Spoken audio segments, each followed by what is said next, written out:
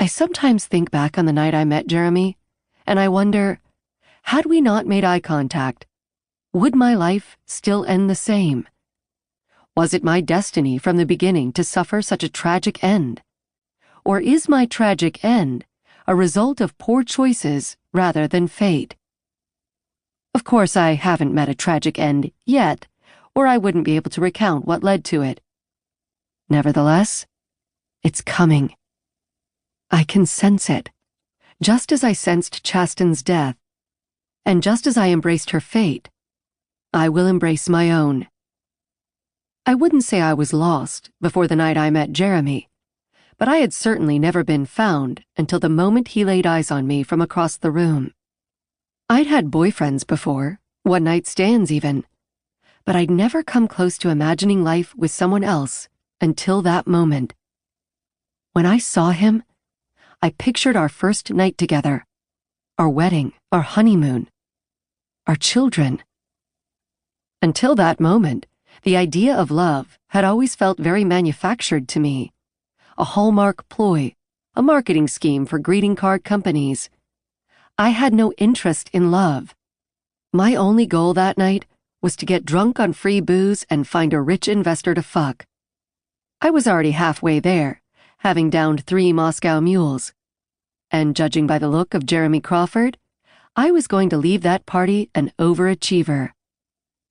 He looked rich, and it was a charity event after all. Poor people don't show up to charity events unless they're serving the rich, present company not included. He was talking with a few other men, but every time he'd glance in my direction, I felt like we were the only 2 people in the room. Every now and then, he would smile at me. Of course he did. I had on my red dress that night, the one I stole from Macy's. Don't judge me.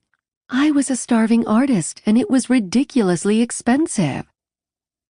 I intended to make up for the theft when I had the money. I'd donate to a charity or save a baby or something. The good thing about sins is they don't have to be atoned for immediately, and that red dress was too perfect for me to pass up. It was a fuckable dress, the kind of dress a man can easily bypass when he wants between your legs. The mistake women make when they choose their clothes for events like the one I was at is that they don't think about them from the man's perspective. A woman wants her breasts to look good, her figure to be hugged, even if that means sacrificing comfort and wearing something impossible to remove. But when men look at dresses, they aren't admiring the way it hugs the hips, or the cinch at the waist, or the fancy tie up the back. They're sizing up how easy it will be to remove. Will he be able to slip his hand up her thigh when they're seated next to each other at a table? Will he be able to fuck her in a car without the awkward mess of zippers and Spanx? Will he be able to fuck her in the bathroom without having to remove her clothes completely?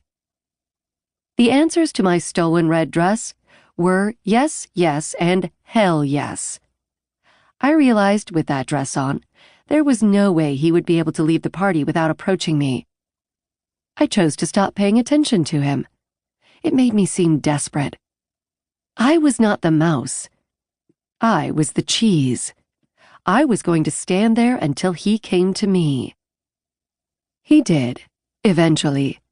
I was standing at the bar, my back to him, when he put his hand on my shoulder and leaned forward, motioning for the bartender. Jeremy didn't look at me in that moment. He simply kept his hand on my shoulder, as if he were laying claim to me. When the bartender approached, I watched in fascination. Jeremy nudged his head toward me and said, "Make sure you only serve her water for the rest of the evening." I hadn't been expecting that. I turned, leaning an arm on the bar, and faced him. He dropped his hand from my shoulder, but not before his fingers grazed all the way down to my elbow. A flicker of electricity flashed through me, mixed with a surge of anger.